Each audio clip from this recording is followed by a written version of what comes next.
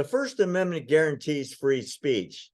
But what do you do when a comedian starts making fun of the slaughter of over 1,000 Israelis? We know it's not funny, but should he still be doing it?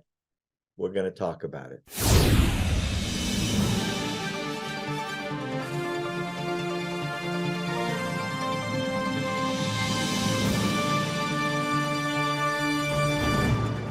Will Johnson, we talk about free speech all the time. The First Amendment is obviously very important to us both, but sometimes free speech crosses the line into uncomfortable speech, which doesn't mean it's illegal. But when it's comedy from a comedian and it's really unfunny and it's making fun of mass murder, maybe the guy isn't just that funny. He still has the right to do it. But as you and I have talked about, we also have the right not to listen. I'm talking about this Asian American comic. His name is Hans Kim. His shtick on his YouTube videos and his comedy club routine makes fun, this is not a joke, of the October 7th massacre in Israel by Hamas. He jokes about it on his videos and in person. That one of his jokes, I don't even get this one, is he doesn't leave a tip at restaurants anymore to show support for Israel. He also says that all these people are dying in Gaza because of Israeli airstrikes. And he says it's a real halal cost over there, making fun of the name halal, which is the Muslim equivalent of kosher, as if the Jews are killing the Muslims just because they want to. For the heck of it. What's that? Like they're killing them just for the heck of it, because they don't have nothing else better to do. Yeah. And then he talked about the Nova Music Festival, where there were 1,000 people murdered, where they were coming out of the sky on kites, shooting them with AK-47s. And he says, why are you having a music festival next to Gaza? I wouldn't want to be that close to a bunch of hungry, thirsty Arabs. Ha, ha, ha, ha, ha. As if machine gunning guys on paragliders are pretty common events in Israel or the rest of the world. When is it not funny anymore? And when do people just walk out of his shows and not book a guy like this that's just so ferociously hateful? You know, I say this all the time, even for stuff that I don't like, stuff we don't like. You know, there's a thing called freedom of speech, but there becomes a problem of where there's not freedom of speech. It's actual, I think we could say it's literally hate speech. But at the same time, hate speech is still protected free speech.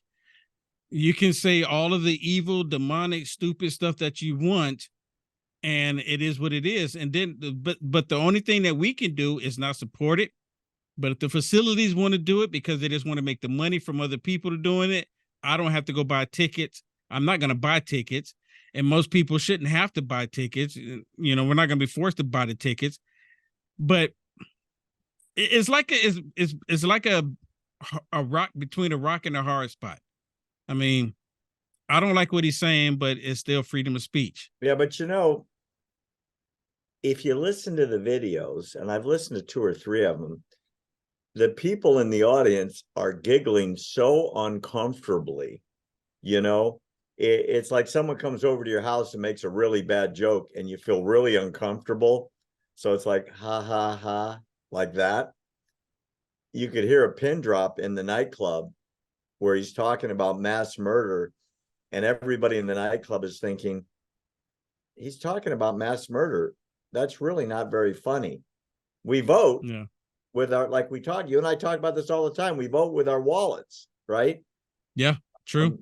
If we think he's being a hate monger, well, we don't have to go anymore, and he can go back to some other job that he probably is better at than telling jokes about mass murder. Yeah. I'm wondering what's his next event's going to be like. Are people going to show up for it? Because there's a lot of, Barry, you'd be surprised, there's a lot of Democrats and there's a lot of progressives, a lot of them that will probably go see his shows because of their hatred for Israel.